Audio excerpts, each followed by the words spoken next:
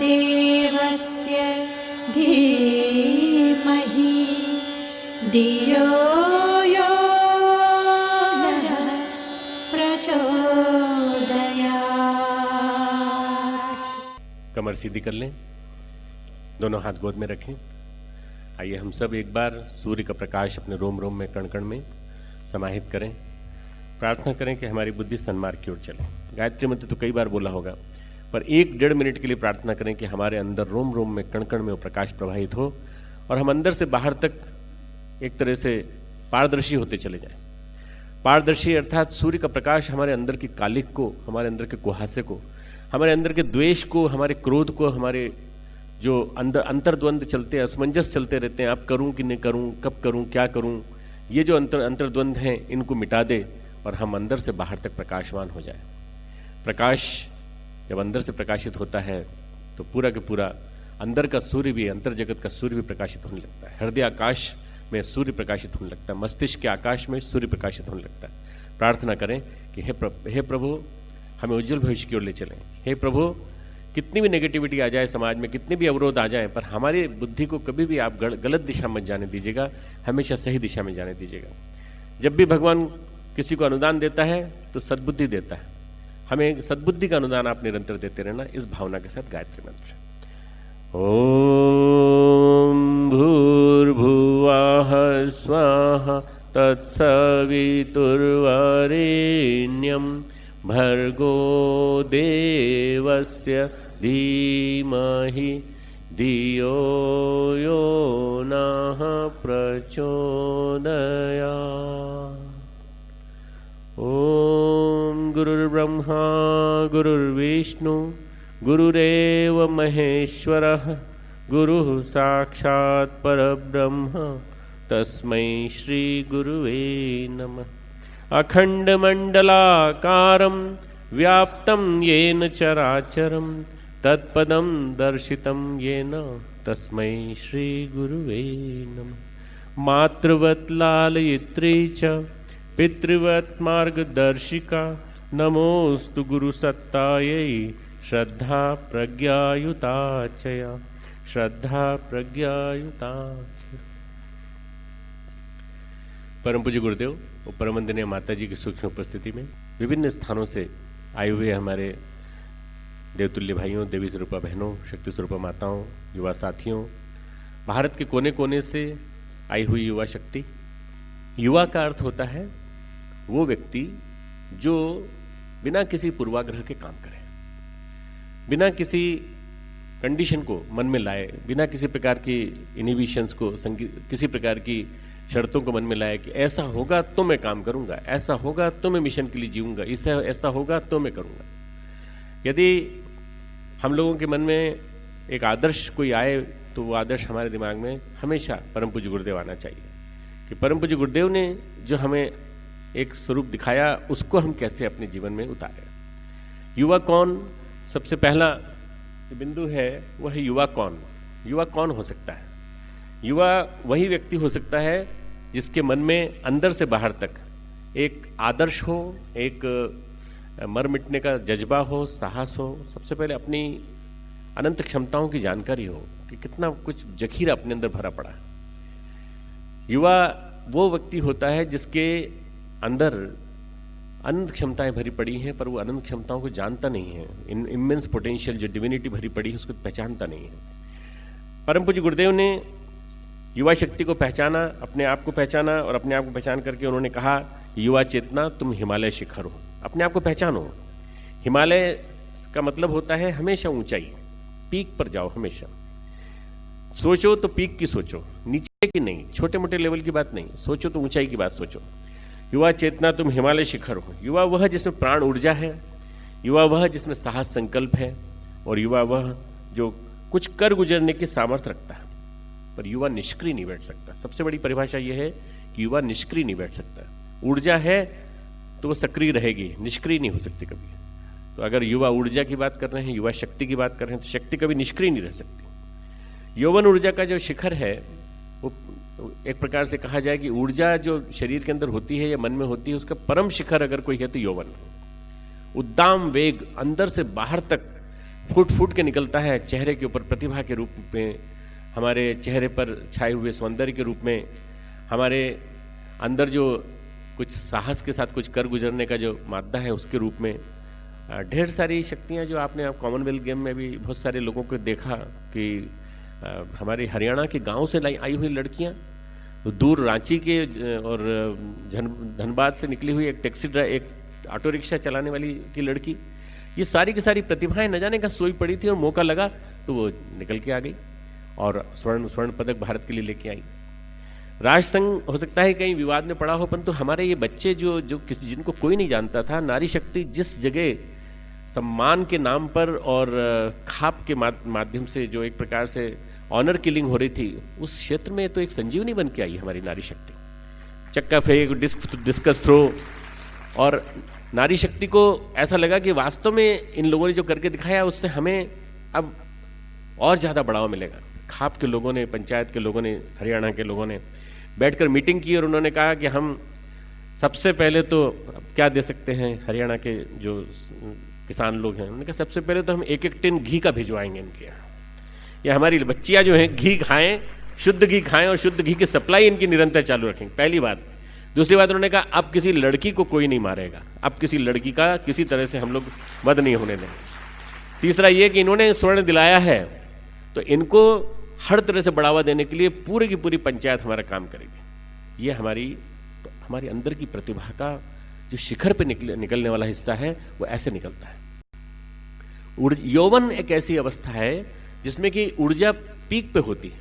अब ये यौवन आपके ऊपर निर्भर करता है कि आप निकलने के बाद उसको कब तक मेंटेन रख पाते हो।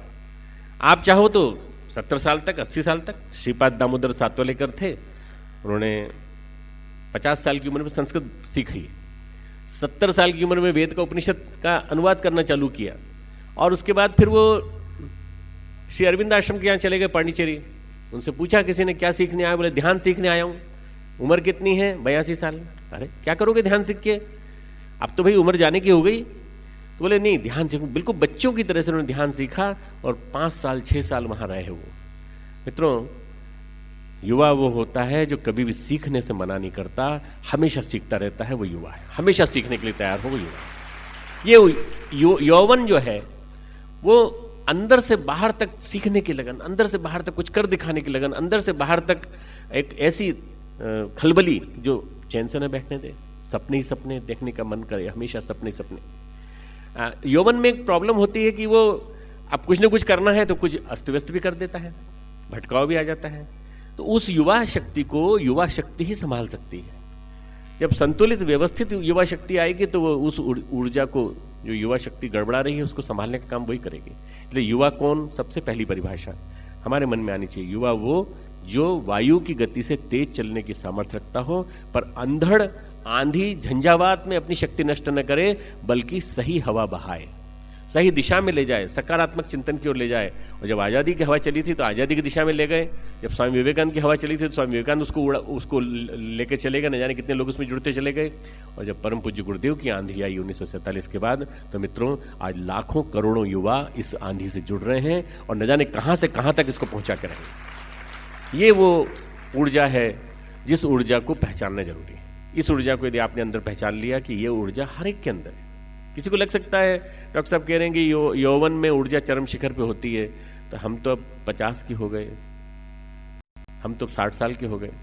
अरे अभी सातवलेकर जी का उदाहरण तो दिया, वो युवा थे। परम पूज्य गुरुदेव का उदाहरण तो दिया, 80 साल के थे पर युवा थे। कोई भी व्यक्ति बूढ़ा नहीं होता। बूढ़ा होता है तो अपने विचारों से, अपने प्री कंडीशन माइंड से, अपने पूर्वाग्रहों से, अपने अंदर की जो दुनिया भर की जो इनिबिशंस चलते रहते हैं, ये नहीं करना, वो नहीं करना, इन सब चीज़ों से निकल के बाहर आ जाए, वो युवा। पहली परिभाषा पहले क्लियर करनी है, युवा कौन। अगर युवा कौन समझ में आ गया तो आपको सब कुछ समझ में आ जाएगा कि युवा वो होता है जो सही अर्थों में जीवन में, जिसके प्राण ऊर्जा का जो संचय है वो बहुत बहुत पीक पे होता है। अभी जब पीक पे होता है तब भटकाव आ जाता है, ढलाव आने लगता है जल्दी, क्योंकि वेस्ट कर देते हैं हम लोग, बहुत जल्दी उसको नष्ट कर देते हैं। असंयम में चली जाती है शक्ति, कहीं हिंसा में चली जाती है, कहीं हम भटक जाते हैं, कहीं हम राजनीति में चले जाते हैं, राजनीति की उठापटक में फंस जाते हैं। तो वो जो युवा है उस युवा को, उसकी युवा की शक्ति को लूटने के लिए, जहां शक्ति होगी वहां लूटमार भी मचेगी। तो कभी NSUI आएगी, कभी वो भारतीय जनता पार्टी का युवा मोर्चा आएगा, कभी कोई आएगा, कभी कोई आएगा। आपकी युवा शक्ति का दुरुपयोग करने के लिए, आपकी शक्ति का अपने काम में नियोजन करने के लिए वो राजनीतिकरण करने की कोशिश करें। गायत्री परिवार राजनीति में भाग नहीं लेता। ये गुरुदेव किताब का शीर्षक बोल रहा हूं, गायत्री परिवार राजनीति में भाग क्यों नहीं लेता। 1970 की अक्टूबर की अखंड ज्योति आप पढ़िए, 8 पृष्ठ का संपादकीय गुरुदेव ने लिखा है। इंटरनेट पे जाइए, awgp.org लॉग करिए और जाके देखिए, उसमें आपको मिल जाएगा पूरा लेख। हम राजनीति में भाग क्यों नहीं लेते, छोटी सी किताब भी है, उस किताब को पढ़िए। राजनीति में भाग इसलिए नहीं लेते कि राजनीति को दिशा देना हमारा काम, राजनीति हमसे दिशा नहीं ले। राजनीति को में जुड़ करके हम किसी से दिशा नहीं लेंगे, राजनीति को हम दिशा देंगे, ले चाहे न लें।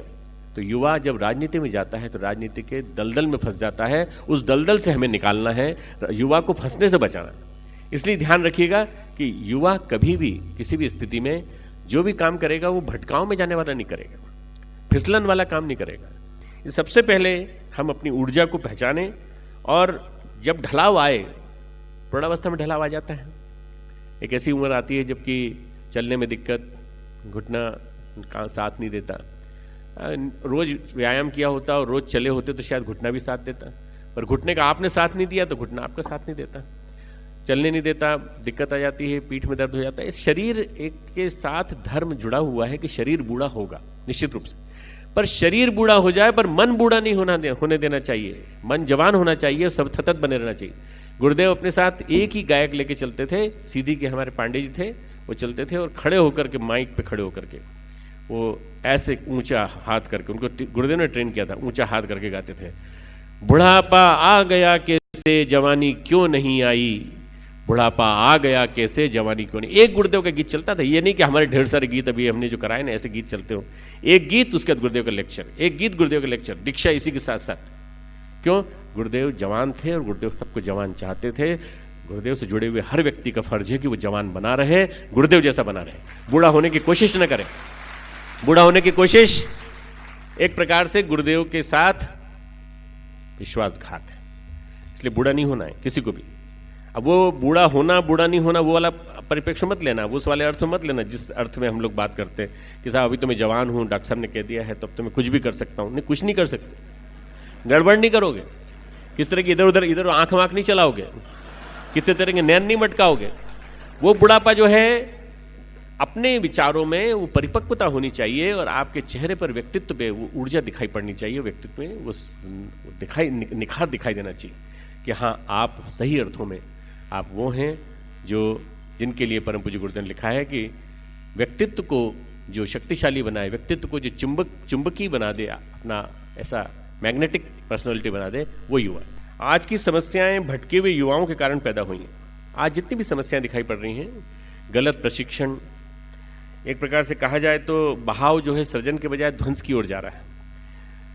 हमारे पास जो भगवान ने जो अवसर दिया है उसके दायित्व को समझना बहुत ज़्यादा जरूरी है, क्योंकि जवानी बार बार नहीं आती, जब आती है तो आपको याद दिलाती है बार बार, और बार बार याद दिला करके आपसे कहती है कि यही समय है जोश का जब कुछ कर दिखाना है, और यदि आप उस समय से निष्क्रिय हो गए तो सारी की सारी गड़बड़ी हो जाएगी। इसलिए मित्रों, आप सभी जो चाहे हमारे युवा मंडलों के हों, गांव के भी हों, चाहे शहर के हों, और चाहे आप गायत्री परिवार यूथ ग्रुप के हों, चाहे दिया के हों, चाहे शांति कुंज के हों, चाहे आप वहाँ के अपने विभिन्न जो हमारे जोनल केंद्र हैं वहाँ से जुड़े हों, सबसे आप ये मान करके चलिए कि आप गायत्री परिवार के अंग अवयव हैं सभी, और हम सब मिलकर के परम पूज्य गुरुदेव का शरीर बनाते हैं।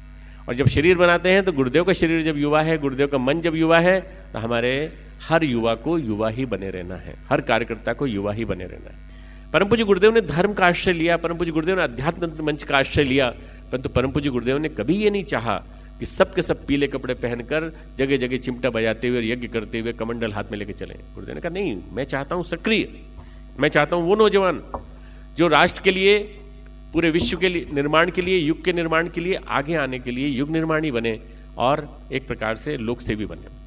परम पूज्य गुरुदेव की क्रांति यही थी मित्रों। परम पूज्य गुरुदेव ने दो चीजें दी हमको, उन्होंने कहा दो चीजें अपना लो, जीवन तुम्हारा बदल जाएगा, विवेक और वैराग्य। विवेक का नाम है गायत्री और वैराग्य का मतलब है यज्ञ। गायत्री के माध्यम से उन्होंने विवेक का शिक्षण दिया, विवेक हमारे जीवन में आ जाए, विजडम आ जाए, डिस्क्रिमिनेटरी विजडम आ जाए, अलग अलग करने की वृत्ति आ जाए कि ये सही है क्या गलत। सही मार्ग पर चलना विवेक, और गलत मार्ग, इस मार्ग पर नहीं जाना, ये वैराग्य। बस ये आपके दिमाग में परिभाषा समझ में आ जाएगी तो बहुत अच्छा रहेगा। विवेक और वैराग्य दो ऐसे हथियार हैं जिनको गुरुदेव ने गायत्री और यज्ञ के रूप में दिया। गायत्री साधना है, गायत्री मंत्र है, गायत्री बड़ी विलक्षण महाविज्ञान है, पर गायत्री सबसे बड़ी चीज क्या है? सद्बुद्धि का मंत्र है, सद्बुद्धि की देवी है, सद्बुद्धि को स्थापित करने की प्रक्रिया है, विवेक को स्थापित करने की प्रक्रिया है। विवेक का अधिष्ठाता जो है वो सूर्य है, विवेक का अधिष्ठाता गायत्री है। विवेक का अधिष्ठाता हमारे गुरुदेव ने उसको निर्धारित किया और ये कहा कि आप विवेक को जीवन में उतारिए। विवेक का मतलब क्या है? परंपराओं की तुलना में विवेक को महत्व देंगे। हम विवेक को जीवन में उतारेंगे और विवेक के माध्यम से कण कण में, हर चीज में, हमेशा कोई भी कसौटी पे कसेंगे तो विवेक की कसौटी पे कसेंगे। ये सही है कि गलत है? नहीं, विवेक कहता है नहीं है। डिस्क्रिमिनेटरी विजडम हमारे अंदर जिंदा रहना चाहिए कि क्या सही है क्या गलत है। ये यदि सही गलत की चिंतन की हमारी प्रक्रिया आ जाएगी तो ये गायत्री हमारे जीवन में जीवंत हो जाएगी। और यज्ञ हमारे जीवन में जीवंत हो जाएगा यदि हम त्याग करना सीख जाएंगे। इदम न मम, इदम न मम सही अर्थों में आसक्ति से मुक्ति, आसक्ति पद से, आसक्ति अपने आप से, अपने क्या करूं मैं, आपको बोलने में बड़ा वैसा बुरा लगता है, पर हम लोग क्या हो गए? सीमित हो गए। मैं, मेरी पत्नी, मेरे बच्चा, बस यहां तक हम सीमित होकर गए। अयम निज परोवेती गणना लघु चेतसाम उदार चरिता नाम तो वसुदेव कुटुंबकम। इतने बड़े हमारे ऋषि मुनि थे जिन्होंने कि वसुदेव कुटुंबकम की बात कही और हम सीमित होकर कर गए। भाई साहब, आप जानते हैं आप किसके लिए जी रहे हैं? हाँ, मैं, मेरी पत्नी, मेरा बच्चा, इसके आगे दुनिया है कोई आप जानते हैं कि इसके अलावा कुछ नहीं? कोई नहीं। मैं सुबह से शाम तक मेहनत करता हूँ, उन्हीं के लिए करता हूँ। मेरे बच्चे पढ़ लिख जाएं, डॉक्टर बन जाएं, इंजीनियर बन जाएं, कलेक्टर बन जाएं, मेरी पत्नी ठीक बनी रहे, ठीक ठाक बनी रहे, उसके लिए मैं करता हूँ। खाने पीने के लिए व्यवस्था करता हूँ। पर क्या समाज के लिए आपके मन में दर्द है क्या? अगर आपके मन में इन सब चीज़ों के मन में कुछ नहीं, ये जो आसक्ति है, इस आसक्ति का परित्याग यज्ञ है। ये यज्ञी भावना है, ये यज्ञी जीवन शैली है। यज्ञी जीवन शैली यदि आपके जीवन में आ जाएगी, लाइफ स्टाइल आ जाएगी, तो आप यज्ञ करते हो कि नहीं करते हो मुझे मालूम नहीं, पर यज्ञ में जीवन जीना आपको आ जाएगा। यह हमारे युवकों को सीखना है। हमारी 21वीं सदी की गायत्री में जीवन शैली, विवेक में जीवन शैली, हमारे 21वीं सदी का यज्ञी जीवन शैली हमारी देने की वृत्ति, बांटना, देना, अपना समय बांटना, अपने साधन बांटना और अपनी बुराइयों को छोड़ देना। अपनी जितनी देव दक्षिणा में सारी बुराइयों को छोड़ने की वृत्ति, नशा की वृत्ति छोड़ने की वृत्ति, गुंडागिर्दी छोड़ने की वृत्ति, दादागिरी दिखाने की वृत्ति, इसको छोड़ने की वृत्ति, अपने माता पिता के प्रति जो सम्मान नहीं रखते थे उसको छोड़ना, माता पिता को सम्मान करना चालू कर देना। ये सारी चीज़ें जो हैं ये सब के सब गायत्री और यज्ञ के अंतर्गत आते हैं, विवेक और वैराग्य के अंतर्गत है। वैराग्य का मतलब लोगों ने समझ लिया कि वैराग्य का मतलब संस्कार करा के सन्यासी बन जाना, सारे समाज से अपने आप को तोड़ लेना। मित्रों, वैराग्य ये चीज नहीं थी। वैराग्य का मतलब बिल्कुल है अनासक्ति कर्म योग, अनासक्ति योग। और अनासक्ति योग में बिना कर्म के कोई काम नहीं हो सकता। इसलिए आप निरंतर मान के चलिए कि युवा एक प्रकार से तीनों योगों की त्रिवेणी है, कर्म योग, ज्ञान योग, भक्ति योग। और तीनों योगों के साथ साथ उसको गायत्री और यज्ञ को जीवन में उतार के चलना है। गायत्री यज्ञ की जो मैंने फिलॉसफी अभी दी है आपको, इस फिलॉसफी को जीवन में उतार के आपको चलना है, तब तो आप ठीक चल रहे, नहीं तो नहीं चल रहे। सारे आंदोलन भारत के सफल हुए, आज तक के जितने भी हुए, नेहरू हों, तिलक हों, गोखले हों, गांधी हों, ये क्यों सफल हुए आपको मालूम है?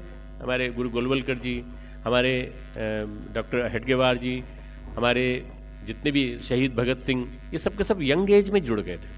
अच्छाइयों से यंग एज में जुड़ जाना, इससे बड़ा सौभाग्य कुछ नहीं हो सकता।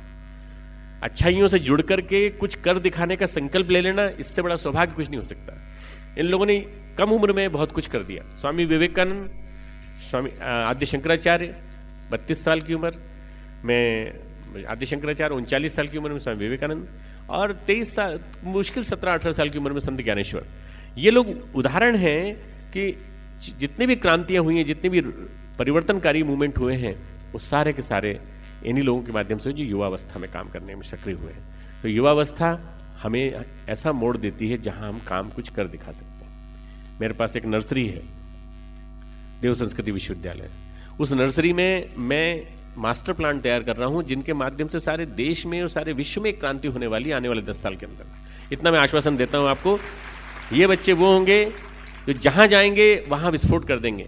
एक अकेला ही काफी है हजारों लाखों के बीच में, एक अकेला ही काफी है बस। ये जो बच्चे जाएंगे तो ये कुमार जीव की तरह से और हमारे संघमित्रा की तरह से, महेंद्र की तरह से सारे विश्व में फैला देंगे सारी सारी चीजें। पर ये संभव तभी हो पाएगा जब आप सबके अंदर ये साहस पैदा हो कि क्यों हमारा बच्चा क्यों नहीं और हम क्यों नहीं, हम क्यों नहीं। शक्ति जिसने पहचान ली वो अपने अंदर की प्रतिभा को पहचान लेता है। भगवान अगर किसी को दे सकता है तो एक चीज दे सकता है, उसका नाम है प्रतिभा।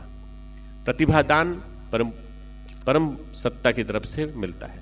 प्रतिभा यदि आपको मिल गई तो प्रतिभा के बाद क्या होगा, आप फिर बच्चा या नौकरी या ये चीजें नहीं मांगेंगे। फिर क्या मांगेंगे, आप मांगेंगे भगवान से कि भगवान मुझे न नौकरी चाहिए, न पत्नी चाहिए, न बच्चे चाहिए, न कुछ चाहिए, मुझे केवल भगवान एक चीज दे दीजिए, आप प्रतिभा दे दीजिए।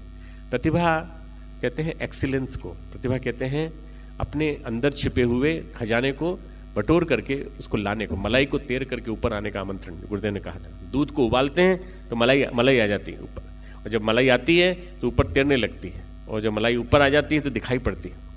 वो मलाई तब तैर के आएगी जब अंदर मंथन होगा, अंदर मंथन होगा, रई और प्राण का मंथन होगा, तब जाकर के प्रतिभा निकल के आएगी। वो आपके चेहरे पे दिखाई पड़ेगी, आपके कर्तव्यों में दिखाई पड़ेगी, आपके बोलने में दिखाई पड़ेगी। बोलते तो बहुत सारे लोग हैं, ढेर सारा बोलते हैं। हमारे गुरुदेव ने कहा 1 टन बोलने की बजाय 1 ओंस करके दिखा दो, बस। वो करके दिखाना जो है वो सबसे बड़ी चीज। कोलंबस ने एक अमेरिका तक की यात्रा कर ली। अमेरिका तक तो नहीं प्रवेश कर पाया, पर वो वेस्ट इंडीज और वहां तक पहुंचा। उसके बाद में फिर उसके बाद वाले गए तो वो स्पेन के लोग अमेरिका पहुंच गए। लौट के जब आया तो निंदा करने वाले लोगों ने रानी के सामने, स्पेन की रानी के सामने कहा कि ये जो कोलंबस गया है इसके इतना सम्मान हुआ, इतना सब कुछ किया, आपने क्यों किया इसका सम्मान करने की क्या जरूरत थी, ये तो काम हम भी कर सकते थे। रानी ने सबकी बातें सुनी, उसने कहा एक अकेला कोलंबस एक तरफ खड़ा है, बाकी सब तरफ खड़े हैं और इसका सम्मान किया तो इनको बुरा लगा है। तो उसने कहा कोलंबस जवाब दो भाई इनको कि ये काम ये भी कर सकते थे और कौन सा तुमने बड़ा काम कर दिया, तुम जवाब दो इनको। तो बोले मैं जवाब में एक क्वेश्चन पूछना चाहता हूँ, प्रश्न पूछना चाहता हूँ। बोले क्या, एक काम ये करके दिखा सकते हैं? बोले क्या? तो उसने लिया और उसने एक अंडा लिया और अंडा रख दिया। बोले इसको सीधा रख दो। तो लोगों ने रखने की कोशिश की, कभी इधर गिर जाता, कभी इधर गिर जाता, अंडा ओवल होता है, कभी इधर गिर जाता, कभी इधर गिर जाता। बहुत लोगों ने कोशिश की, सब के सब दरबारी लोग आकर के कोशिश करके जब चले गए तो उसने कहा कि रानी ने पूछा तुम करके दिखा सकते हो? बोले हाँ मैं करके दिखा सकता हूँ। वो आया और उसने नीचे से अंडे को तोड़ा और रख दिया। तो बोले ये तो हम भी कर सकते थे। बोले कर सकते थे पर किया नहीं। अमेरिका तुम भी जा सकते थे, तुम गए नहीं। मैं होके आ गया। कर सकते थे पर किया नहीं। कई लोग कहते हैं कि हम भी आजादी में इतना काम कर सकते थे, नहीं किया। क्यों? तुमने सोचा ही नहीं, कभी कल्पना भी नहीं की। उस आदमी ने, अकेले ने अपना आत्मविश्वास सबसे बड़ी पूंजी है। आत्मविश्वास की पूंजी से युवा आगे बढ़ता है, प्रतिभा को आगे संवारता है और प्रतिभा के माध्यम से, भगवान के दिए हुए अनुदान के माध्यम से अपना काम करता है। हर युवा में कोई ना कोई प्रतिभा है। मूर्ख में भी थोड़ी बहुत कहीं ना कहीं प्रतिभा तो होगी, निखारो उसको, निकालो उसको। नहीं साहब ये तो निपट मूर्ख है। और शारीरिक प्रतिभा जो है वो विभिन्न प्रकार के मेडल्स के रूप में कॉमनवेल्थ गेम में निकल के आई। बौद्धिक, भावनात्मक, ज़्यादा पढ़े लिखे लोग नहीं हों, उनके अंदर भी प्रतिभा कहीं ना कहीं है।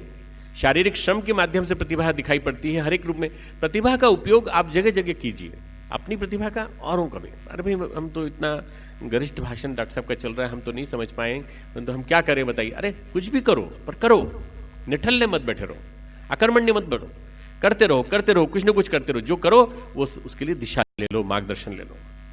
हमें युवकों को तलाशना है जो अपनी क्षमताओं का नियोजन कर सकें सही दिशा में। परम पूज्य गुरुदेव ने एक संविधान लिख दिया है हम सबके लिए, योजना लिख दी है हम सबके लिए। नवयुग का संविधान है और नवयुग का संविधान के लिए उन्होंने कहा कि इस जमाने में अगर कोई इकोनॉमी जिंदा रहेगी तो उसका नाम है ज्ञान की इकोनॉमी, नॉलेज इकोनॉमी। बस बाकी सारी इकोनॉमी समाप्त हो जाएंगी, केवल ज्ञान जिंदा रहेगा। और अगर ज्ञान जिंदा रहेगा तो मित्रों 3200 किताबें जो गुरुदेव ने लिखी हैं वही वाला ज्ञान एकमात्र शाश्वत चिरंतन ज्ञान है। वेदों को पढ़ने के लिए आप जाओ, उपनिषदों को पढ़ने के लिए जाओ, उसके बजाय आप सारे उस ज्ञान का निचोड़ पढ़ लो ना, क्या जरूरत है? अगर आपको सपरेटा का दूध पीने में आनंद आता है तो बात अलग है, परंतु यदि आपको मक्खन खाना है और उसमें घी खाना है तो सार जो अंश निकला हुआ है उसी को ले लो आप, वही सबसे ज़्यादा अच्छा है। आपका मन क्या है, आप क्या खाना चाहते हैं, अगर आप सार को इकट्ठा कर लें, मक्खियाँ इकट्ठा करती हैं, सार को इकट्ठा करके शहद बना देती हैं। नहीं हम हर फूल पे जाएंगे, वहाँ से पूछेंगे थोड़ा थोड़ा हम ले लें क्या, मक्खियाँ काम कर चुकी हैं। वो ढेर सारे लोगों ने ढेर सारा काम करके रखा है, ढेर सारा काम करके रखा है। उस काम को यदि आपने अपने जीवन में ले लिया तो उस काम को उपयोग कर लिया। सबसे बड़ी चीज़ है ज्ञान, बिना ज्ञान के जीवन अधूरा है। और वो ज्ञान जो है वो परम पूज्य गुरुदेव ने कहा कि मेरे पास है, उस ज्ञान को तुम उपयोग करो। नॉलेज इकोनॉमी हमारे इस समय की सबसे बड़ी इकोनॉमी है। सबसे बड़ी चीज जो है वो है ये कि विज्ञान की तुलना में ज्ञान वो जो जीवन में कुछ महानता लाए, ज्ञान वो जो आपको संजीवनी दे, ज्ञान वो जो अमृत की ओर ले जाए, ज्ञान वो जो मुक्ति की ओर ले जाए। सा विद्या या विमुक्त, ये जो आपको विभिन्न प्रकार के बंधनों से मुक्त कराए, विभिन्न प्रकार की आसक्तियों से मुक्त कराए, विभिन्न प्रकार के जो मतलब एक प्रकार से आदमी के दिमाग में आशंकाएं कुशंकाएं ढेर सारी चलती रहती हैं, उनसे मुक्त कराए। मैं ये करूं कि न करूं, मैं करूं कि न करूं, ये चीजें डोलती रहती हैं। इसी की वजह से वो कुछ कर नहीं पाता है, कुछ बन नहीं पाता, कुछ आगे बढ़ नहीं पाता। यदि आगे बढ़ना है तो आपको सबसे पहले खाली होना पड़ेगा। किन चीजों से? बायस्ड माइंड, कंडीशन माइंड, पूर्वाग्रह, दुराग्रह, इन सब चीजों से। इसीलिए सारी मेहनत जो की जाती है वो रॉ माइंड्स पे की जाती है। और रॉ माइंड यदि नॉलेज पकड़ लेगा, ज्ञान पकड़ लेगा, परम पूज्य गुरुदेव का सद्ज्ञान पकड़ लेगा, तो सबसे बड़ी जो विभूति है कि हिमालय शिखर हमारी युवा प्रतिभा, उसके माध्यम से न जाने कहाँ से कहाँ पहुँच सकती है। परम पूज्य गुरुदेव का साहित्य पढ़ें और परम पूज्य गुरुदेव के साहित्य के माध्यम से हम जन जन के बीच में एक जानकारी दें कि देखिए इतना बड़ा पैकेज आपके लिए, कारपोरेट वर्ल्ड के लिए ये पैकेज, विद्यार्थियों के लिए ये पैकेज, पर्यावरण के काम के लिए करने के लिए ये पैकेज, राजनीति में सक्रिय लोगों के लिए ये पैकेज, प्रशासन में काम करने वालों के लिए गुरुदेव का ये पैकेज है। और भी हमारे पुस्तक मेले का अभियान चल रहा है जगह जगह, उनके माध्यम से लोगों के बीच में जो साहित्य गया उसने क्रांति मचा दी लोगों के बीच में। लोग अब विचार करने लगे हैं कि वास्तव में सही विचार करने की करने की पद्धति विकसित हो जाए तो जीवन शैली में परिवर्तन आ सकता है। इसलिए भाइयों, आप लोगों को ध्यान रखना है कि हम लोग यदि अपने गुरुदेव के साहित्य को स्वयं पढ़ करके, खुद परिचित होकर के, खुद जानकार नहीं बनेंगे, तब तक हम दूसरों को नहीं बता पाएंगे। वही बता पाता है जो स्वयं प्रशिक्षित हो, वही डॉक्टर प्रैक्टिस कर सकता है जो खुद ट्रेंड हो, जिसने खुद सर्जरी की हो और न जाने कितनी सर्जरी कर ली हो, वो प्रैक्टिस डॉक्टर है। फिर वो जहाँ जाएगा वहाँ अपने हाथ का हुनर दिखाएगा। जिसने खुद न पढ़ा हो वो दूसरों को क्या बताएगा? देखिए शीर्षक तो बड़ा अच्छा है, आप पढ़ के देखिए। फिर आपने क्यों नहीं पढ़ा? आप क्यों रिकमेंड कर रहे हो? आप रिकमेंड कर रहे हो तो पहले पढ़ो। तो हमारे जितने युवा साथी यहाँ पर हैं वो साहित्य को पढ़ना चालू करें। पढ़ने की वृत्ति बहुत बड़ी वृत्ति है। पढ़ने की वृत्ति आदमी के चिंतन में एक अच्छा सद्गुण भर देती है कि वो सोचना चालू कर देता, क्रिएटिविटी, रचनात्मकता और प्रतिभा का सही सुनियोजन करने की वृत्ति आ जाती है। मैं जब गुरुदेव के पास गया तो यहीं BHL भोपाल से गया था, तो जब यहाँ से रिजाइन करके मैं गया और वहाँ जा करके मैंने अपने आप को समर्पित किया तो गुरुदेव ने कहा, बेटा बहुत शिक्षा पढ़ ली तुमने MD किया, ये किया, ठीक है, अब तुम क्या पढ़ो? विद्या पढ़ो। मैं बड़ा असमंजस में पड़ गया कि विद्या किसको कहते हैं? विश्वविद्यालय से डिग्री ली है, विद्या तो वहाँ पढ़ के आए। गुरुदेव ने कहा, नहीं बेटा वो नहीं है, तुम विद्या पढ़ो। विद्या वो है जो मेरे जीवन में आचरण से मैं जो कर रहा हूँ उसको देखो। मैंने गुरुदेव को 12 साल तक उनको देखा। गुरुदेव ने कहा, विद्या वो है जो हमारे शास्त्रों में लिखी है, संस्कृति में लिखी, उसको पढ़ो। मैंने इतना पढ़ा मित्रों, इतना पढ़ा कि लाइब्रेरी स्थापित करते समय लगभग 25-30 हज़ार किताबें मैं खरीद के लाया, पढ़ा, उनको पढ़ के ला कर रखा। मुझे ऐसा लगा कि मैं अभी भी अधूरा हूँ। स्टूडेंटशिप आदमी की अगर जिंदा रहे, जब मैं आपसे सातवलेकर जी की बात बता रहा था, स्टूडेंटशिप जिंदा रहे तो आदमी जीवन भर विद्यार्थी बना सकता है। सीखने की वृत्ति, हर किसी से सीखने की वृत्ति। अरे ये बहुत बढ़िया चीज़, मैं आपसे सीखता हूँ, मैं आपसे मत, आप भले उसको बोलिए मत, मन ही मन एक्सेप्ट कर लीजिए, इनसे ये सीखा, इनसे ये सीखा। दत्तात्रेय ने 24 गुरुओं से सीखा था, आप क्यों नहीं सीख सकते हर एक से? आप हर एक की बुराई निकालते हो, अरे ये तो ऐसा है, ये मेरे पीठ पीछे बुराई करता होगा, ऐसा करता होगा, ऐसा करता होगा। यदि आप हर एक से सीखना चालू करें, बुराई करने वाले से भी सीख लीजिए ना कि बुराई करने वाले का देखो क्या हाल हो गया, मैं उससे ये सीखता हूँ कि मैं बुराई नहीं करूँगा। आप उसी से सीख लो, कम से कम कुछ अच्छी चीज़ कहीं से भी सीख सकते हो। किसी का पतन हुआ हो तो उसको तुम ऊंचा उठाओगे तो बाद में उठाओगे, पर उससे सीख लोगे, देखो ऐसा करने से पतन होता है, डेमोन्स्ट्रेशन सामने हो गया कि नहीं, अब इससे सीखते हैं हम, है ना। आपको जो चीज़ सामने दिखाई पड़ रही है उसी से आप शिक्षण लो। ज्ञान की वृद्धि, ज्ञान का चक्रवर्ती ब्याज की तरह से कई गुना कितना पढ़ ले साहब, आप कहें 25-30 किताब से हो जाएगा, कोई भी नहीं संख्या बता सकता। हो सकता है आपका एक किताब से कल्याण हो जाए, हमारी वसीयत व विरासत गुरुदेव का, या आप हारिए न हिम्मत, उसी से कल्याण हो जाए आपका। आपके अंदर की वृत्ति जिंदा रहना चाहिए स्टूडेंटशिप की, कि हम उसको पढ़ते रहें, निरंतर पढ़ते रहें, निरंतर पढ़ते रहें। बस आप अगर ये विकसित हो जाएगी, आप देखिए हमारी संस्कृति कितनी चिर पुरातन है, समृद्ध इतिहास है हमारा, हमारी सांस्कृतिक विरासत कितनी विलक्षण है। हमारे देश में आप ये देखिए कि गिने चुने अन्य धर्म के लोग हैं, पर ये आए पर अपने तक सीमित होकर के रह गए। मुस्लिम धर्म आया, अपने तक सीमित होकर के रह गया, संख्या बढ़ी वो बात अलग है। ईसाई धर्म आया, उसने आकर के अपनी संख्या बढ़ाई, परंतु वो एक सीमा तक सीमित होकर रह गए। पारसी भी वैचारिक संपदा कम होने के कारण नष्ट हो गए। हमारे पास वेदों का ज्ञान था, उनके ग्रंथ 2000 साल पुराने या 1300 साल 1400 साल पुराने। हमारे ग्रंथ आदि ग्रंथ, सबसे पहले वेद आया, फिर उपनिषद आया, ब्राह्मण आरण्यक आए, उसके बाद फिर महाभारत गीता आई, और इनके बाद एक क्रांति आती चली गई। वैचारिक क्रांति का जन्मदाता केवल भारत है और कोई नहीं। मित्रों, ये हमारे देश की जो विलक्षणता है, इसको पहचानो, और पहचानने के बाद ये सोचो कि यदि हमारी ऊर्जा लग जाए सही काम में, ऊर्जा का सुनियोजन होना चाहिए। चक्रों के माध्यम से हमारे 6 डैम बने हुए हैं, इन 6 डैम से निकलने दीजिए उसको बाह्य मत नहीं, मूलाधार चक्र से लाएंगे, फिर इससे लाएंगे, फिर इससे लाएंगे, ऊर्ध्वगमन करेंगे। ऊर्ध्वगमन करते हुए अपनी शक्ति का जागरण करेंगे, और सोई हुई शक्ति को जागृत करके हिमालय तक पहुंचेंगे। ये हिमालय है, सहस्त्रार हमारा हिमालय है। युवा चेतना तुम हिमालय शिखर। अरे हिमालय तक पहुंचने का मादा रखो ना, क्यों छोटी छोटी बातों में उलझ जाते हो, क्यों नरक में पड़े रहते हो, क्यों गड्ढे में पड़े रहते हो, क्यों डबरे में पड़े रहते हो। थोड़ा ऊंचा उठो ना, और ऊंचा उठो, और ऊंचा उठने की सोचो। हमेशा जब आपके मन में ऊंचा उठने की बात आएगी, तो आपको लगेगा कि युवा चेतना वास्तव में सही अर्थों में इतना सामर्थ्य रखती है कि माउंटेनियरिंग कॉस्ट टास्क जिसको कहा जाता है, हिलेरी ने जो काम किया, वहाँ तक गए तो उनके नाम पे वो बात हो गई कि हिलेरियन टास्क जो है होती है, वो ऐसी होती जिसमें कि वो जीता जाता है, गौरीशंकर माउंट एवरेस्ट जीता जाता है। मित्रों, माउंट एवरेस्ट आदर्शों का जीत है, आदर्शों का माउंट एवरेस्ट पहाड़ पे जीतने की, गुरुदेव ने कहा आदर्शों के हिमालय पे चढ़ के देखो सही कितना बड़ा समुद्र पड़ा है। कहां से शुरुआत करें? अपने पड़ोस से, अपने घर से, अपने पड़ोस से, अपने मोहल्ले से। कहीं दूर जाने की जरूरत नहीं है कि साहब कोई मोहल्ला मिल जाए, कोई मंच मिल जाए, कोई गायत्री परिवार का ऐसा कोई कार्यक्रम हो रहा हो जिसमें बहुत बड़ा मंच बने, जिसमें कि डॉक्टर साहब आते हों, तो हम वहां से शुरुआत करें। अरे नहीं, शुरुआत आज करना है, अपने घर से करनी है, अपने घर से, अपने आप से, अपने अंतर्जगत से, अपने आप से, अपने आसपास से, अपने पड़ोस से, अपने मोहल्ले से, अपने वार्ड से, अपने नगर से। और उसके लिए किसी को बताने की जरूरत नहीं। झाड़ू लेके चलने में क्या किसी को बताने की जरूरत है? हम झाड़ू लेके निकलने वाले हैं। आज झाड़ू लेके निकलना है तो निकलो ना सफाई करने के लिए। नहीं साहब वो ऐसा है, थोड़ा पता चल जाए तो प्रेस में भी आ जाएगा, लोगों को मोटिवेशन मिलेगा और ये मिलेगा, तो ये तो फिर गड़बड़ है। फिर तो कहीं कुछ गड़बड़ है, फिर तो गंध आ रही है इसमें, तो दुर्गंध आ रही है, फिर तो झाड़ू के साथ साथ तो दुर्गंध भी आने लगी अब तो इसलिए अगर करना है सफाई पूरे मोहल्ले की तो निकल जाओ ना अकेले। क्यों वेट कर रहे हो किसी का?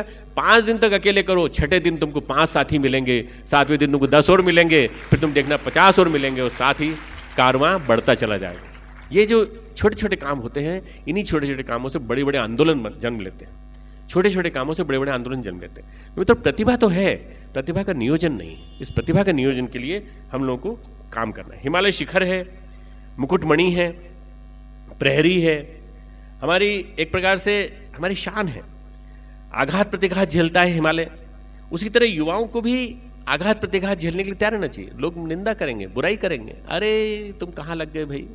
कभी कभी तुमको देखते तुम धोती कुर्ता पहन के घूमते हो, कभी तुम पेंट टी शर्ट पहन के घूमते हो, दिया वाली पीछे लगाए रहते ना, दिया की वो बनी ना, तो वो कभी वो पहन के घूमते हो, और कभी तुम धोती कुर्ते में घूमते हो, कभी तुम यज्ञ कराते हो, कभी तुम रैली निकालते हो। कहाँ तुम बिगड़ गए तुम लोग क्यों नहीं पढ़ाई लिखाई करते हो, तुम लोग क्यों नहीं काम वाम करते हो? ये तुम्हारे को आघात प्रतिघात झेलना पड़ेगा। ये तुमको लोग कहेंगे तुम अपना समय बर्बाद कर रहे हो, तुम अपने क्यों कर रहे हो। तुमको ये बताना है कि हमारी प्रतिभा का हम सुनियोजन कर रहे हैं, हम कोई गलत काम नहीं कर रहे हैं। जो गलत काम कर रहे हैं उनको तो बोलने का आपका साहस नहीं होता, और हमको बोल रहे हो जो सही काम कर रहे हैं उनको बोल रहे हो। जैसे हिमालय आघात प्रतिघात झेलता है, इसी तरह से आपको भी आघात प्रतिघात झेलना है। विभिन्न प्रकार की हवाएं आएंगी, आपसे टकराएंगी, उनमें से पॉजिटिव हवा जो होगी वो पानी बरसाएगी, वो पानी बरसा करके मखमली खेत तैयार करेगी, और उससे ठंडी ठंडी हवा चलेगी, तो सारे समाज को ठंडी ठंडी हवा मिलेगी। इसलिए हिमालय बनो। युवा चेतना, तुम हिमालय शिखर हो। कभी हिमालय गए नहीं हो तो हिमालय कभी आकर के देखना कितना सुंदर लगता है। हिमालय के जो शिखर हैं वो स्वर्णिम होते हैं। सुबह का उगता हुआ सूर्य सबसे पहले अपनी किरणें भेजता है तो टॉप पे भेजता है। नहीं सब पहले खाई पे जाती होगी, नहीं वहां नहीं जाता, सबसे पहले ऊपर। सूर्य आया नहीं अभी तक, किसी को दिखा नहीं, पर सूर्य उधर उग गया है तो वो हिमालय के ऊपर अपनी पूरब से किरणें डाल रहा है। स्वर्णिम हिमालय, इतना सुंदर हिमालय कि जिसको देखने के बाद आपको कोई सौंदर्य अच्छा नहीं लगेगा। त्वचा का सौंदर्य, उभार का सौंदर्य, किसी नारी का सौंदर्य, किसी प्रकार का माल का प्लाजा का सौंदर्य, किसी फिल्म का सौंदर्य, किसी फिल्मी सितारे का सौंदर्य एक फीका पड़ जाएगा यदि आप एक बार हिमालय का सौंदर्य देख लेंगे तो। उस हिमालय की तरह से चमको, उस हिमालय की तरह से भाल बनो, उस हिमालय की तरह से विशाल बनो, विराट बनो, वैसा बनने की कोशिश करो। हर एक के अंदर वो सामर्थ्य है। हम 1000 हिमालय को साथ लेकर के चल सकते हैं। आप हिमालय जैसा बनने की कोशिश तो करो।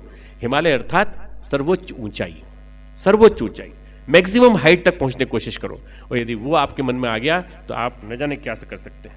मित्रों, गुरुदेव ने कहा है क्रांतियां घटित होंगी ढेर सारी, कोने कोने में क्रांति को जन्म देने वाले लोग आएंगे। गुरुदेव ने कहा हम बंधे नहीं हैं, हम स्वायत्तता लेके चल रहे हैं, हम हर किसी को जोड़ेंगे। कई दिव्य धाराएं आएंगी, कई विचारधाराएं आएंगी, कई लोग जुड़ेंगे, कई संगठन जुड़ेंगे और वो अपने अपने हिसाब से काम करने लगेंगे युग निर्माण की दिशा में। तो युग निर्माण एक जगह से नहीं फूटेगा, युग निर्माण हजारों जगह से फूटेगा, तब जाकर के जमाना बदलेगा। और जमाने को बदलने के लिए मित्रों पहले बहुत सारे ऑब्स्टिकल्स को पार करना पड़ेगा। आप लोग काम करोगे, काम करने के साथ साथ आपको बहुत प्रतिरोध झेलना पड़ेगा। बिस्मिल बहुत गलत आदतों में पड़े हुए थे और चारित्रिक भटकाव हो गया था। आपको शायद मालूम है कि नहीं मालूम, पर एक उनके बचपन की किशोरावस्था की बातें हैं कि वो न जाने कितने संग दोष के कारण न जाने कितने प्रकार की गलत आदतों में पड़ गए। सोमदेव नाम को एक आर्य समाज के एक उनको महात्मा मिले, देश के प्रति उन्होंने कर्तव्य जगाया और उनसे कहा कि आपके अंदर बहुत सामर्थ्य भरी पड़ी है, आप उसको क्यों नहीं पहचानते। क्रांतिकारी जीवन का पर्याय बन गए, आज़ाद के एक प्रकार से प्रेरणा स्रोत बने। आज़ाद ने उनसे प्रेरणा ली। बिस्मिल ने Hindustan liberation army HLA, Hindustan liberation army की स्थापना की और वो हमारे जो बिस्मिल थे, राम प्रसाद बिस्मिल, बरेली और हरदोई वाला क्षेत्र, उस क्षेत्र में उन्होंने अपना काम किया। बहुत कम उम्र में फांसी पे चढ़ गए। पर मित्रों, जो आदमी पतन की ओर जा रहा था, भटकाव की ओर जा रहा था, उसको एक आदमी ने पहचाना कि इसके अंदर ऊर्जा है। जो बहाव की जा रहा है, भटकाव की ओर जा रहा है, नशे की ओर जा रहा है, उसके अंदर ऊर्जा है। उस ऊर्जा को पहचान के उसको ऊंचा उठा दो ना, उसको उस दिशा में लगा दो ना। ये काम ही हमको करना पड़ेगा। हिमालय शिखर का मतलब होता है ऊर्ध्वगमन, ऊर्ध्वगमन, ऊपर चलो, ऊपर चलो, ऊपर चलो। यदि वो करना आ जाएगा तो हम लोग सही अर्थों में अपने जीवन की विभिन्न प्रकार की अनंत संभावनाओं को पहचान सकेंगे और अपने आप को आगे बढ़ा सकेंगे। मित्रों, गीता में धर्म युद्ध की बात आती है, धर्म युद्ध की प्रेरणा आती है। बार बार ये आता है कि तस्मै युद्धा युद्धस्व, तू युद्ध कर, युद्ध करने के लिए खड़ा हो जा और तू भूल मत कि तेरा जो मूल है वो मैं हूं। मां मनुस्मर युद्ध च, मेरा भी स्मरण कर, परमात्मा को भी स्मरण कर और युद्ध कर। बड़ी विलक्षण बात है, बड़ी विलक्षण बात है कि भगवान कृष्ण जो हैं गीता में लड़ने की भी प्रेरणा देते हैं, भक्ति की भी प्रेरणा देते हैं और कहते हैं कर्म किए बिना तो मैं भी नहीं रह सकता, तुझे भी काम करना पड़ेगा। हमारे लिए गीता एक मार्गदर्शक है, प्रेरणा स्रोत है और मार्गदर्शक गीता के माध्यम से हम अपने जीवन को सही अर्थों में वहाँ पहुँचा सकते हैं जहाँ श्री अरविंद ने पहुँचाया, स्वामी विवेकानंद ने पहुँचाया। श्री अरविंद ने एक स्तुति लिखी है, जिस स्तुति में उन्होंने कहा है कि माँ भारती, माँ जिसको हम भारत माता के रूप में मानते हैं, भारत माता की प्रतिमा मुझे ऐसे दिखाई पड़ती है जैसे उसके पाँव जो है वो समुद्र पखार रहा हो। साड़ी पहन करके एक स्त्री खड़ी है, बहुत सुंदर सी स्त्री, क्योंकि मेरा देश बड़ा सुंदर है, हरियाली से भरा हुआ है, जगह जगह तरह तरह के मौसम है। जैसे अभी अपने देश का नक्शा अपने बच्चों ने बनाया, अभी दोनों कंधे उसके, एक कंधा पंजाब है तो एक कंधा बंगाल है, और दोनों कंधों पे जो उसके बालों की लट जो फैल रही है, एक तरफ जो लट फैली हुई है वो हिमाचल है, तो एक तरफ जो है वो हमारा नेफा है, नॉर्थ ईस्ट फ्रंटियर प्रोविंस है, एक तरफ उत्तराखंड है तो एक तरफ हमारा नेपाल वाला क्षेत्र है। ये बृहत्तर भारत जिसका कि अफगानिस्तान से लेकर बर्मा तक पूरा का पूरा क्षेत्र दिखाई पड़ता है, इसका भाल हिमालय है, नगाधिराज हिमालय। और मुझे ये देवी के रूप में दिखाई पड़ती है, मुझे ये वंदे मातरम जब मैं बोलता हूँ तो मुझे ये माँ के रूप में दिखाई पड़ती है। ये देश मेरा आराध्य है, इस देश के लिए मर मिटने का मेरे मन में हमेशा साहस बना रहता है और मन भाव बना रहता है। यही देश मेरा आराध्य है। आने वाले 100 वर्षों में केवल एक ही देवी की आराधना होनी चाहिए और उसका नाम है भारत माता। मित्रों, यदि हम भारत माता की आराधना करने की बात सोचते हैं, उसी के अंदर गायत्री को मान लीजिए, उसी के अंदर परम पूज्य गुरुदेव को मान लीजिए, उसी के अंदर हमारे यज्ञ पिता को मान लीजिए। ये सारा का सारा जो पूरा युवाओं का सरंजाम है, राष्ट्र भक्तों को तैयार करने का सरंजाम है। 21वीं सदी का भारत, 4 चीज़ें आपको देना चाहता हूँ आज, 4 बिंदु देना चाहता हूँ। आप अगर उनको चाहें तो नोट कर लें, देखना चाहें देख लें। ये 4 बिंदु ये हैं: explore, explain, explode and excel. Explore, पता लगाओ, अनंत संभावनाओं को पता लगाओ कहां पर है। एक्सप्लोर यानी तलाशो, संभावनाओं को तलाशो। अगर आप एक्सप्लोर करने की ताकत रखते हो तो आपको पता लगेगा कि गली मोहल्ले से लेकर हर जगह आपके लिए काम करने की संभावना है। अनंत संभावनाओं को खोजो, एक्सप्लोर। दूसरा है एक्सप्लेन, पहचानो, उनको बताओ, समझाओ उनको। जो लोग वहां पे मिले आपको, उनको समझाओ कि भाई ये काम इस समय करना क्यों जरूरी है, क्योंकि इस समय परिवर्तन की प्रक्रिया गतिशील है, जमाना बदल रहा है, और इस समय यदि आप आगे नहीं आए, अगर तुम नहीं देश के काम आए, धरा क्या कहेगी, गगन क्या कहेगा। अरे नासपीटो, तुम इस समय भी सक्रिय नहीं हुए, कब सक्रिय होगे? धरा क्या कहेगी, गगन क्या कहेगा। दोनों तरफ से तुम्हारे लिए लानत बरसेगी, इसी समय सक्रिय हो जाओ। एक्सप्लेन करो उनको, समझाओ उनको। उसके बाद एक्सप्लोड, विस्फोट कर दो, विस्फोट कर दो। एक्सप्लोजन जब होता है, जब तो शक्ति लग जाती पूरी तरह से। उसमें फिर ये नहीं कि मेरा एक्सप्लोजन अलग होगा, उसका एक्सप्लोजन अलग होगा, नहीं। एक्सप्लोजन यानी विस्फोट, अंतर जगत में विस्फोट। और अंतर जगत का विस्फोट ऐसा हो कि फिर गुरुदेव के लिए काम करने के मन में उमंग हो। लास्ट में है मित्रों एक्सेल। एक्सेल, अपने आप को हाईएस्ट एक्सीलेंस के लेवल पे पहुंचाओ, उत्कृष्टता के चरम शिखर पे पहुंचाओ। यदि आपने एक्सेल कर लिया और आपने अपने आप को ऊंचा उठा लिया, कितना ऊंचा? 3000 फीट नहीं, 3000 नहीं, और थोड़ा ऊंचा चलो, 5000 फीट, उससे भी ऊंचा चलो ना, 10,000 फीट। अरे एवरेस्ट कितना ऊंचा है? 29,000, 30,000 से उससे भी ऊंचा हवाई जहाज उड़ता है, जहां से हिमालय दिखाई पड़ता है। यार सोचो तो ऊंचा ही सोचो ना, छोट नीचे की बात क्या सोचते हो? जब सोचो तो ऊंची ऊंची सोचो, बड़ी बड़ी सोचो। मित्रों, युवा चेतना, तुम हिमालय शिखर हो। इतने बड़े बड़े काम करने को पड़े हैं, ढेर सारे का आंदोलन, गौ माता का आंदोलन है, यज्ञ के माध्यम से चिकित्सा का आंदोलन है, विभिन्न प्रकार से हमारे जो साक्षरता के विस्तार के प्रयोग चल रहे हैं, वो पुस्तक मेले के प्रयोग चल रहे हैं, वो हमारे भ्रूण हत्या के खिलाफ जो आंदोलन है, देश को नया बनाने के लिए, देश को नए सिरे से एक प्रकार से एक रफू करने से काम नहीं चलेगा। पहले उधड़ी हुई चीज़ होती है ना, उसका रफू कर देते हैं, जगह जगह डार्निंग कर देते हैं, रफू करने से काम नहीं चलेगा। अब तो क्या नया ही बनाना पड़ेगा, पूरा आमूल चूल परिवर्तन करना पड़ेगा। तो कौन करेगा? नई पीढ़ी करेगी, और नई ये करेगी, जनता करेगी, जनशक्ति करेगी। आप लोगों को मिलकर आगे आना है, अपनी युवा शक्ति को, अपने युवा रक्त को लगा देना है। क्रांति का मतलब होता है चिंतन में बदलाव। क्रांति का मतलब विस्फोट नहीं, क्रांति का मतलब रक्तपात नहीं, क्रांति का मतलब है सोच बदल, बस सोच बदल। नजरें जो बदली तो नजारे बदल गए, किश्ती ने रुख मोड़ा तो किनारे बदल गए। आप जरा बदल के तो देखिए, आप अपने सोच तो बदल के देखिए, पॉजिटिव कर लीजिए, सब ठीक हो जाएगा। मैंने अपने विश्वविद्यालय में नारा दिया, बी पॉजिटिव। बी पॉजिटिव में नारा दिया कि भाई ऐसा है, नेगेटिविटी आउट, पॉजिटिविटी इन। सांस बाहर निकालते हो कि नहीं? निकालते हैं। हर सांस जो बाहर निकले उसमें कहो नकारात्मकता तू बाहर जा, विधेयात्मकता तू अंदर आ, पॉजिटिविटी तू अंदर आ। जब पॉजिटिविटी आएगी तो हमेशा आप पावरफुल रहोगे, एनर्जाइज। नेगेटिविटी आ गई, देश बेकार है, रसातल में जा रहा है। देखो तो सब भ्रष्ट लोग हैं, सारे भ्रष्ट लोग। आप भी आलोचना करने वाले, पान की दुकान वाले सौदागर बन जाओगे, और आप यही आलोचना करते रहोगे, और वहीं सुनने वाले जो खड़े रहते हैं, कोई कुछ नहीं करता, केवल आलोचना करते रहते हैं, एक दूसरे की शिकायत करते हैं। शिकायत करने वाले नहीं चाहिए, नेगेटिव व्यक्ति नहीं चाहिए हमें, लड़ने वाले व्यक्ति नहीं चाहिए कि ये ऐसा करता है, वो ऐसा करता है, वो समाधान बताने वाले व्यक्ति चाहिए हमें। वो चाहिए जो खुद करके दिखा दे, खुद करके दिखाने वाले वो युवा हैं। आइए प्राणवान युवाओं इकट्ठा होकर के हम लोग ढेर सारा काम करके दिखा दें, और दिखा दें कि हम गुरुदेव के प्यारे प्यारे बेटे कितना कुछ उनको देना चाहते हैं। क्या आप आगे आने को तैयार हैं? आगे आने को तैयार हैं? हिमालय बनने को तैयार हैं? हिमालय के शिखर पर पहुंचने को तैयार हैं? आपको आमंत्रण है, आइए।